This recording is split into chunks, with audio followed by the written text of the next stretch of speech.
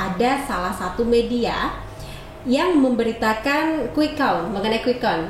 Perhitungan cepat, salah satu media A memenangkan kubu A, salah satu media B memenangkan kubu B. Ini bagaimana, Bang?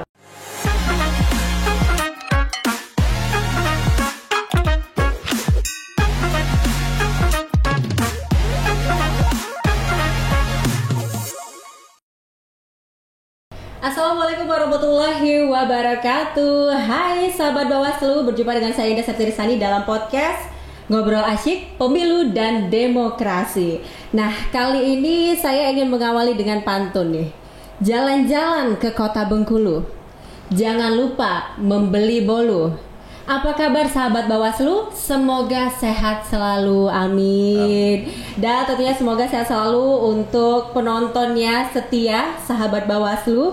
Dan kali ini dengan topik kita adalah pemilu dan media massa. Jadi kalau kita berbicara mengenai pemilu dan media massa, ini kan memiliki keterkaitan dan peran penting ya. Tentu media massa memiliki peran penting dalam memberikan informasi, edukasi terhadap masyarakat terkait mengenai pemilu. Yang pastinya informasinya adalah tajam, terpercaya, akurat. Baik itu media massa seperti koran, radio, televisi, majalah, surat kabar, dan yang lainnya tentu memiliki peran penting di balik pemilu. Dan untuk topik kita di hari ini tentu saya tidak ngobrol sendirian. Saya ingin ngobrol sama seseorang pastinya. Ini saya tidak asing lagi sama seseorang ini, yaitu abang saya pastinya. Dan tentunya sudah berkecimpung di dunia media ini kurang lebih 13 tahun. Tentunya di Bengkulu. Dan orang Krui Lampung katanya.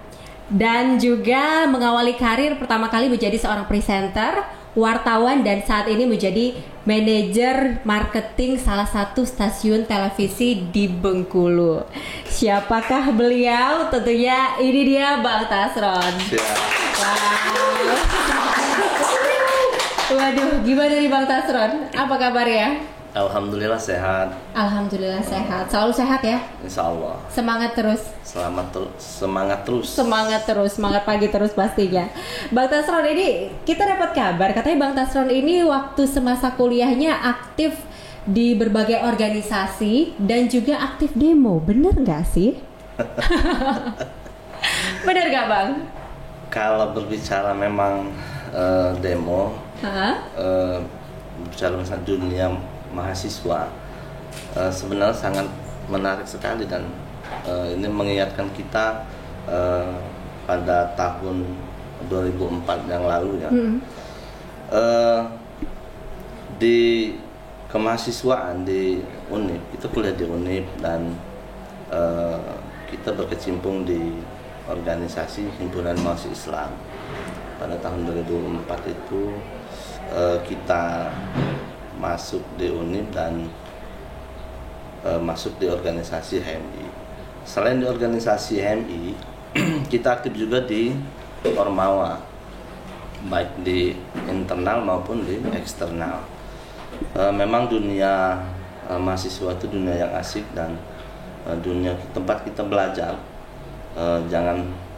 Karena memang dunia kampus itu dunia yang bagaimana kita menciptakan jati diri kita dan untuk kita nanti bisa mengaplikasikan di dunia kesehari-harian. Artinya dunia kampus itu dunia yang sangat menarik dan tempat kita menimba ilmu dan mencari pengalaman-pengalaman. Banyak juga yang di dunia kampus itu tidak bisa kita cari di bangku kuliah, tapi kita juga mendapatkannya di luar dari bangku kuliah, yaitu berorganisasi tadi. Iya, jadi aktif berorganisasi dan juga sering ikut demo. Ini nih pertanyaan, sering ikut demo nih enggak? Kalau soal demo memang semenjak dari ospek itu kita sudah diajarkan untuk demo. Apalagi memang dulu UNIP itu di Fakultas Ilmu Sosial dan Ilmu Politik. Jadi pengalaman-pengalaman memang di kampus itu ya, demo ada juga ikut, terus kegiatan-kegiatan keilmiahan juga ada, terus kegiatan-kegiatan di luar dari organisasi kampus juga ada. Demo di kampus pun memang menciptakan bagaimana kita mencari pengalaman-pengalaman, ya itu di dunia kampus ada juga.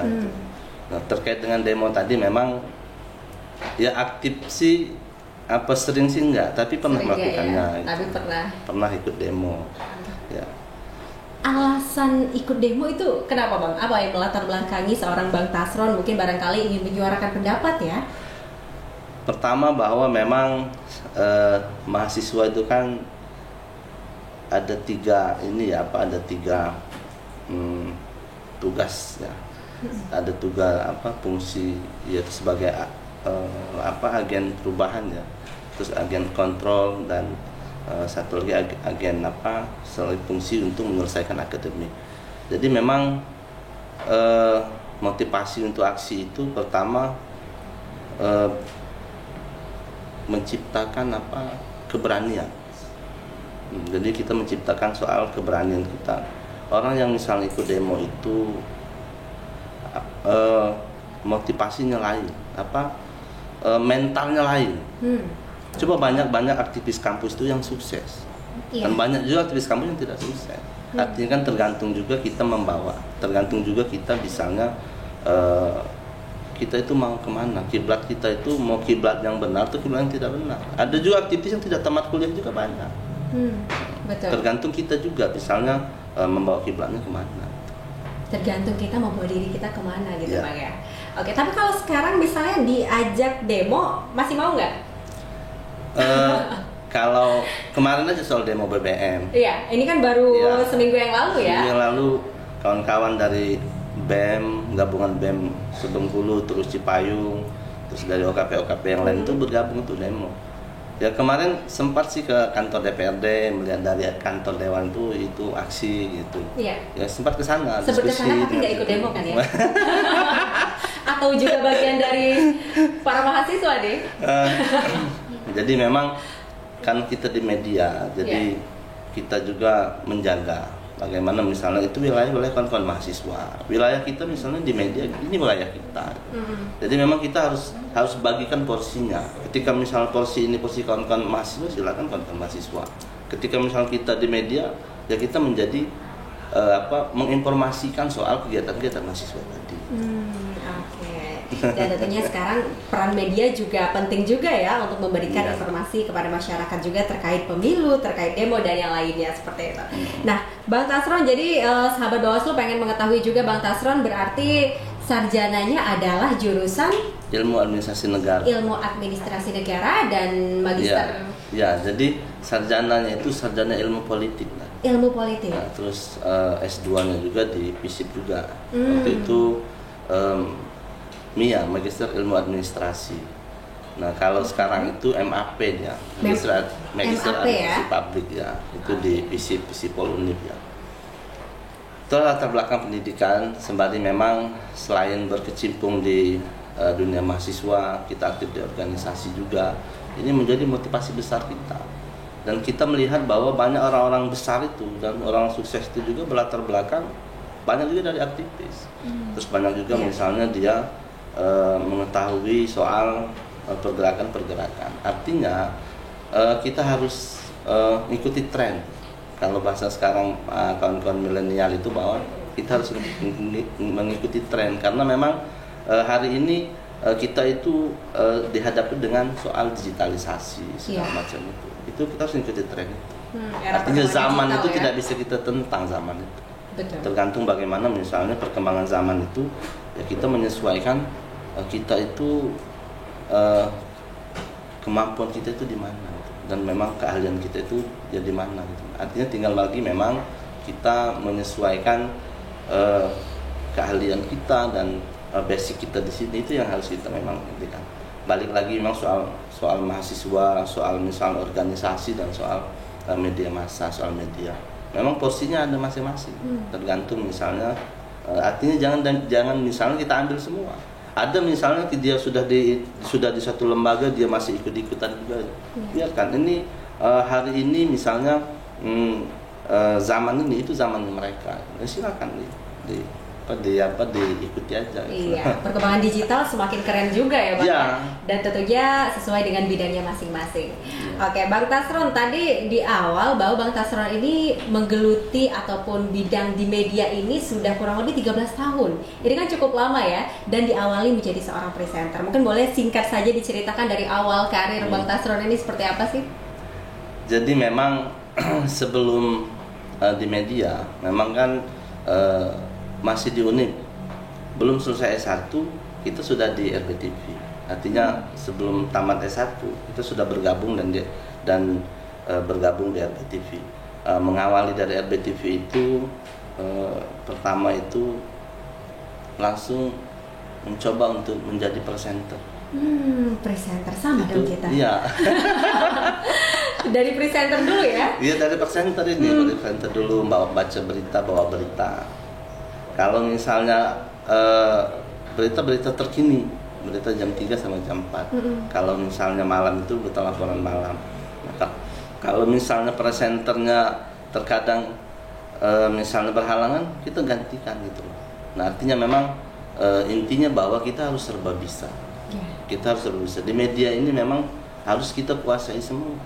Baik misalnya ada kegiatan ini kita harus kita kuasai juga. Artinya memang tidak perlu misalnya kita harus ego bahwa saya ini di bidang A, misalnya saya harus tidak, semua harus kita kuasai. Terus dari presenter sempat juga misalnya bantu kawan-kawan di program. Dia belajar lah bagaimana menggeluti dunia di program itu seperti apa itu. Merencanakan sampai menyusun sampai misalnya melaksanakan. Itu di program. Habis itu sembari misalnya jadi reporter. Reporter juga. Jadi reporter. Jadi reporter ini ya sangat asik dan memang banyak hal-hal yang kita temukan, terutama misalnya pembentukan karakter kita itu. Kita belajar soal misalnya di lapangan itu banyak kita menemukan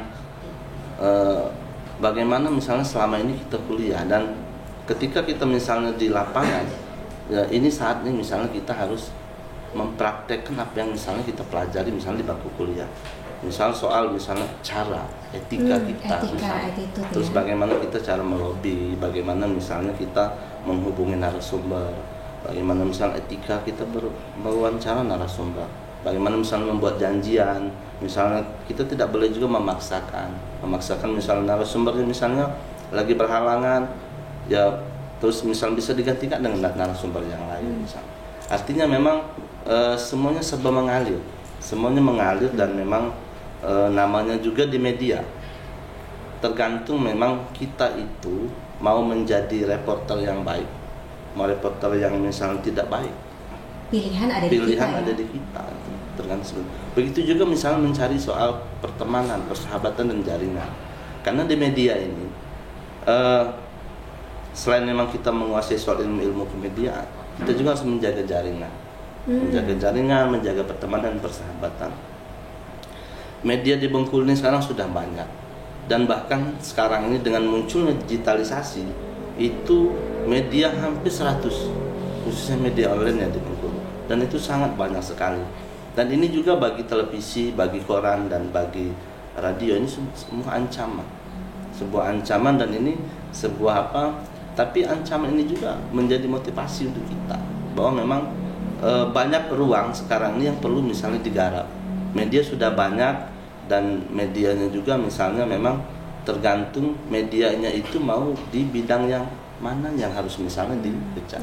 Kayak misalnya televisi ini jelas bahwa memang audio visual yang memang kita menginformasikan informasi dari semua kalangan. Misalnya dari pendidikan kita informasikan.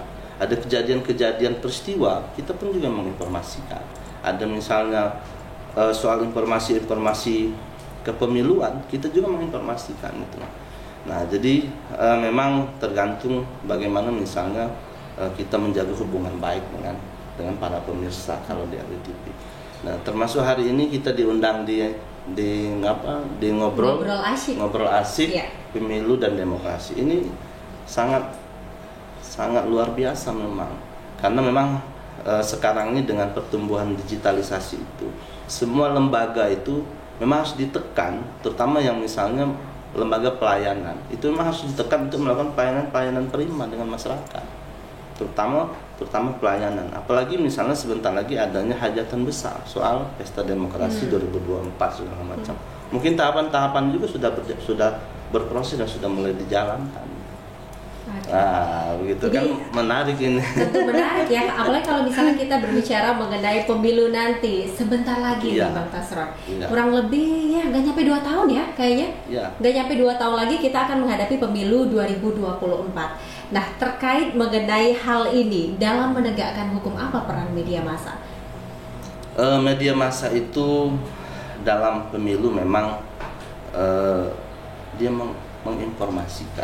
menginformasikan informasi-informasi yang layak dan tidak layak untuk kita angkat.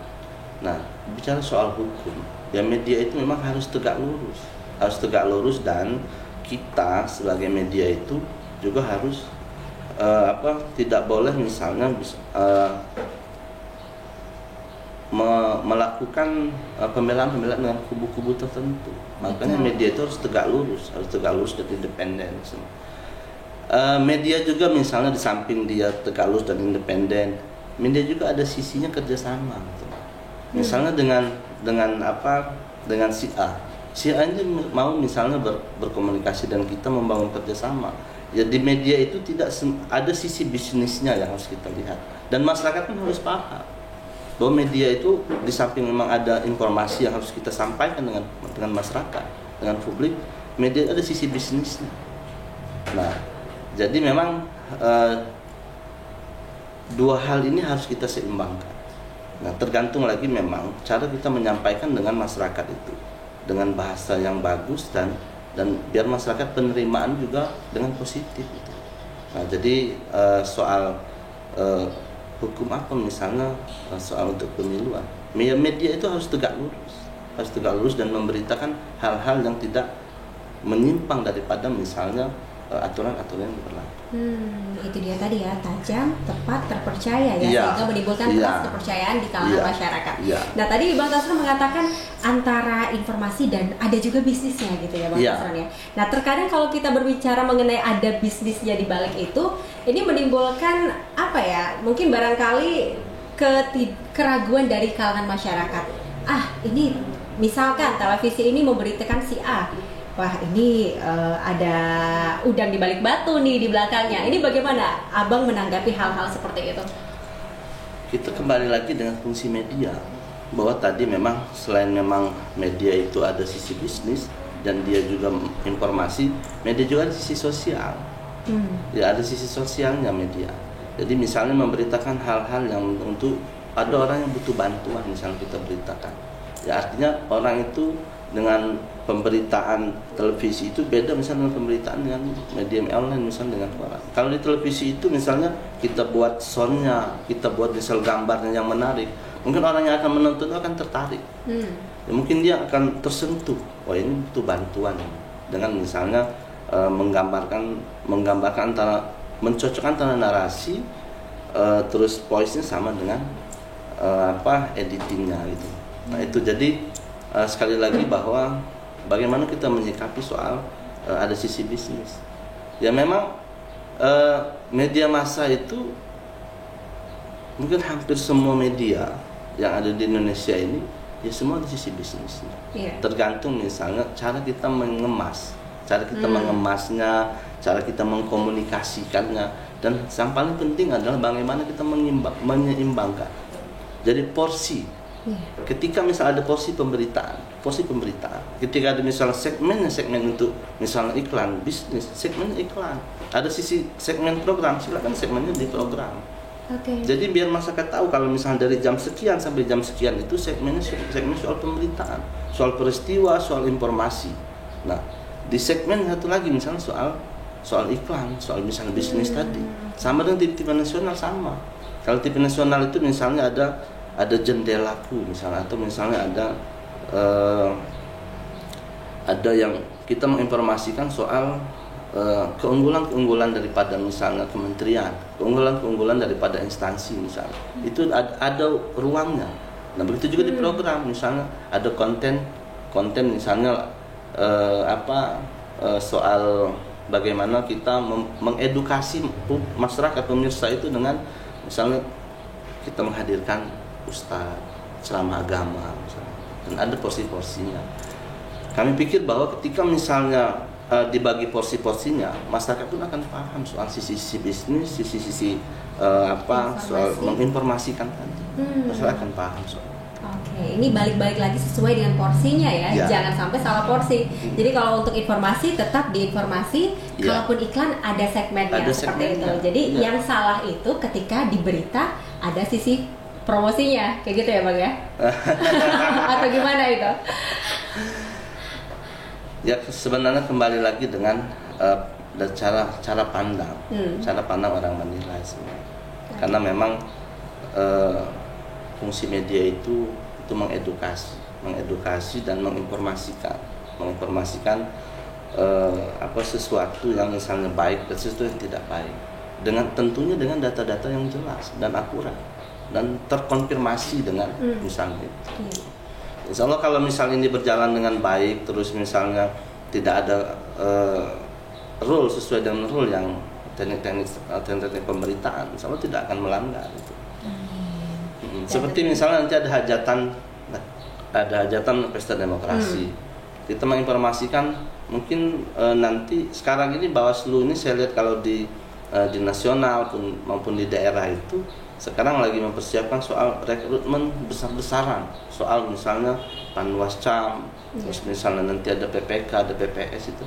Nah, ini juga bisa kita informasikan sesuatu yang positif, dan tentu warga yang misalnya berminat dan misalnya ingin menjadi penyelenggara pemilu, ya silakan misalnya. Dan media pun ini sesuatu informasi yang bagus untuk kita publikasikan. Nah, begitu juga misalnya informasi soal misalnya bagaimana tahapan-tahapan pemilu ke depan misalnya. Ya kita juga media pun akan mempunyai andil besar. Tahapan itu terkadang tahapan pemilu itu kita buat grafis misalnya, kita beritakan segrafis mulai dari tanggal sekian sampai nanti terakhir pemungutan sekian itu, dan kita pun ikut membantu untuk memberitakan itu. Jadi bisa dikatakan bahwa media juga memiliki peran ikut andil besar dalam pengawasan. Pasti ya? Iya. Oke. Baik, Bang Tasron, ini berbicara mengenai pemilu 2024 mendatang. Ini kan kalau kita ngomong masalah pemilu, ini biasanya muncul adanya juga money politik. Iya. Ya kan Bang? Gimana nih? Kalau menurut Abang, money politik ini apakah selalu ada atau seperti apa? Soal money politik sebenarnya memang tidak diperbolehkan melakukan money politik. Betul. Dalam pesta demokrasi money politik itu adalah pidana. Nah, terus bagaimana misalnya prakteknya? Ya, tentu juga misalnya di sini peran misalnya badan pengawas misalnya, termasuk media juga. Ini perannya misalnya untuk mempersempit misalnya gerak-gerak ruang ini. Artinya kalau misalnya mau hujan kita siapkan payung. Artinya inilah salah satu peran misalnya dari Bawaslu ini, bahwa misalnya bagaimana dia mensosialisasikan. Dan itulah tadi misalnya kembali lagi ke sisi bisnis misalnya. Misalnya ada iklan soal larangan soal money politik. Itu kan harus digencar dilakukan. Harus gencar dilakukan biar masyarakat itu terpola bahwa memang money politik tidak boleh. Dan bagi penyelenggara-penyelenggara yang lain misalnya, khususnya misalnya PH misalnya, itu juga misalnya mereka pun mengawasi. Artinya harus kita gencar untuk mensosialisasikan itu, bagaimana bahaya dari money politik itu. Karena money politik itu pidana. Baik pidana dia money politik seperti itu. Dan tentunya media juga mengawasi akan hal itu juga. Iya, media sangat mengawasi itu. Karena ini banyak netizen yang mengatakan kalau seandainya para politikus sudah mulai bagi-bagi sembako, ini tandanya sudah musim pemilu. Ini gimana tanggapan atas hal itu, Bang? Jangan semuanya ditanggapi semuanya politik, jangan. Iya. Kita harus ada misalnya sisi sosialnya. Siapa tahu emang pengen berbagi ya kan, Bang? Iya. Jadi jangan melihat bahwa semuanya itu dikaitkan sama pemilu. Misalnya dikaitkan soal kepentingan, jangan. Ya, alhamdulillah misalnya dia punya rezeki yang banyak, terus misalnya dia mau berbagi. Iya. Ya sah-sah saja. Misalnya dia mau bersedekah, ya silakan.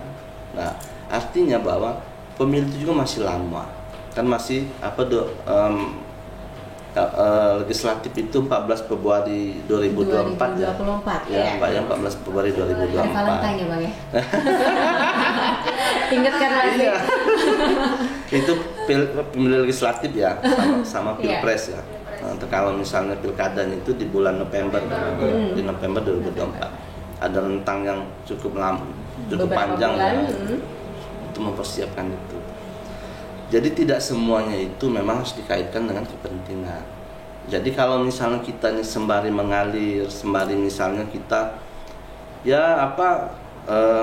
tadi dia misalnya punya anggota, punya misalnya karyawan yang banyak, habis itu diekspos, sah-sah saja dia bisa melakukan itu. Iya, sebelum memang dia itu kan belum ada tanda-tanda dia mau calon misalnya. Ya udah pasti mencalon itu ketika sudah mendaftar dan memang sudah terdaftar di KPU misalnya, sudah terdaftar sebagai calon ya, nggak ada verifikasi. Itu terlalu jauh lah kalau misalnya kita berpikir bahwa kita misalnya hari ini sudah bergerak begini, dia mau calon gitu, sah-sah saja. Tapi jangan seuzon dulu Bang ya. Siapa tahu nanti Bang Tasran setelah ini bagi-bagi sembako bukan berarti ingin ikut nanti ya. Ingin mencalon. Jadi siapa tahu juga kelebihan rezeki dan ingin bersedekah gitu ya. Iya. Karena memang akan semakin bagus dan semakin menarik ketika misalnya kita itu semuanya jangan dikaitkan dengan kepentingan. Coba misalnya dibangun misalnya kekeluargaan, misalnya memang dia itu karena keluarganya banyak, balik lagi misalnya soal dia ini punya karyawan yang banyak karena misalnya dia para pengusaha misalnya, kan sah-sah saja. Jangan sampai misalnya semua dikaitkan dengan seperti itu. Oke, jadi intinya berpikir positif juga ya untuk seluruh masyarakat terkait mengenai pemilu ini, dan tetap seluruh elemen masyarakat juga harus ikut mengawasi pemilu mendatang. Baik, terkait masih pemilu 2024 Bang, ini kita kilas balik ke mungkin kasus-kasus ataupun case masalah di pemilu-pemilu tahun lalu. Pemilu 2019 ya, terakhir ya, pemilu presiden 2019. Nah, ini kita tahu, mungkin Abang sebagai orang media juga pasti tahu ya, di media nasional ini ada salah satu media yang memberitakan quick count, mengenai quick count. Perhitungan cepat, salah satu media A memenangkan kubu A, salah satu media B memenangkan kubu B. Ini bagaimana Bang dengan kasus tersebut sebagai pandangan Abang seorang media? Berbicara soal misalnya pandangan bagaimana media A dan B, pada intinya bahwa media itu kan menginformasikan informasi yang memang publik itu harus tahu.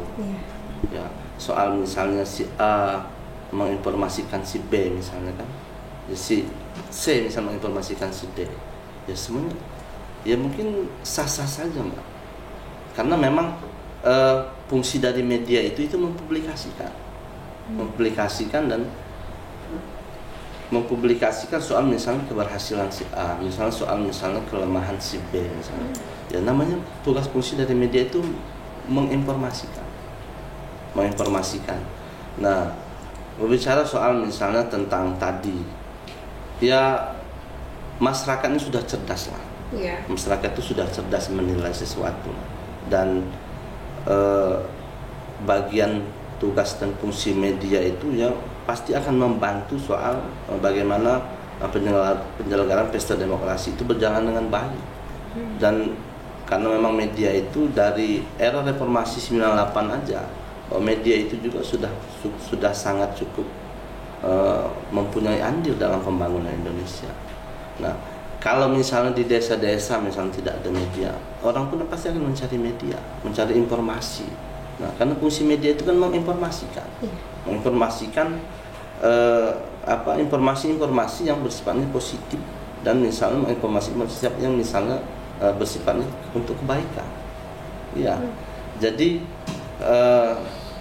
sah-sah saja Mbak, misalnya mereka menginformasikan si A dan menginformasikan si B. Ya tergantung juga cara pandang masyarakat lagi. Nah, karena memang kembali dengan fungsi media itu ada porsi-porsinya. Kalau misalnya dia menginformasikan soal bagaimana peran media di kepemiluan, ya kita informasikan. Bagaimana sisi bisnisnya tadi, ada sisi bisnisnya. Ya media itu, ya jadi memang intinya media itu mengimbangi. Yang kita juga tidak boleh misalnya menjustifikasi orang itu, tidak boleh misalnya. Harus berimbang, harus jelas, akurat datanya dan segala macam. Nah, tapi terkait mengenai perbedaan hasil dari lembaga survei dan tentunya perbedaan antara informasi yang diberikan oleh media tersebut, nah ini muncul pro dan kontra nih Bang, dari kalangan seluruh masyarakat ini muncul pro dan kontra. Ada yang bilang ini hasilnya menggiring opini publik bahwa si A benar-benar menang. Jadi ketika hasil nantinya si B menang, ini ada kecurangan seperti itu ya. Banyak yang mengatakan bahwa ini adalah dibalik menggiring opini publik. Nah, bagaimana akan hal itu, Bang? Yang namanya Wikon, yang namanya hasil survei itu kan hasil kajian. Tentu hasil kajian pun berbeda-beda. Nah, sekarang ini ketika misalnya dia berbeda-beda, ya tergantung lagi yang memutuskan itu nanti kan bukan misalnya di kalangan yang hasil survei tadi. Kan ada misalnya penyelenggara negara, penyelenggara pemilu. Pleno KPU itu misalnya yang akan memutuskan nanti. Sah misal mereka misalnya dari ini hasil kajian dari misalnya hasil kajian dari lembaga survei A. Si B ini hasil kajian dari lembaga survei B misalnya. Ya sah-sah saja silakan. Tapi finalnya itu kan ada di penghitungan suara yang itu dilakukan oleh KPU, penyelenggara pemilu. Nah, soal pro dan kontra pasti selalu ada. Selalu ada. Bahkan jangan hanya berbicara soal misalnya pesta demokrasi. Yang lain-lain aja pasti ada pro dan kontra. Contoh, kita aja misalnya di rumah, misalnya di kantor pasti ada. Tergantung memang kalau kita harus menyikapinya, tergantung menyikapinya. Jadi kalau ya tergantung kedewasaan kita menyikapinya. Dalam berpolitik itu bahwa tidak boleh baperan. Tidak boleh baperan. Jadi semuanya tergantung jangan baperan. Toh misalnya dia sudah masuk ke ranah politik kok. Jadi segala risiko sesuatu itu harus ditahankan. Pertama tidak boleh baperan masuk ke dunia politik. Dan kedua, dia sudah menggeluti, dia memang mengawali karir itu memang dari partai politik, dia calon segala macam itu. Tidak boleh baperan dan harus disikapi dengan arif dan bijaksana. Itu kalau misalnya menjadi politisi. Menjadi seorang media juga harus jangan baperan juga. Jangan baperan juga dari media. Ya, karena persaingan pasti akan selalu ada. Tumbuh media A, tumbuh media B. Tergantung misalnya tadi kita menguatkan soal jaringan kita. Berbicara media itu bicara soal jaringan. Berbicara soal misalnya pro dan kontra tadi pasti ada, di mana-mana pasti ada. Nah, tergantung misalnya bagaimana kita menyikapinya dengan bijak. Ya, tentu ini pasti akan selalu ada. Karena setiap kebijakan juga pasti menimbulkan pro dan pasti kontra ya. Pro dan kontra. Harus tadi kata Abang jangan baperan dan harus kuat jiwa, mental semuanya juga harus kuat ya.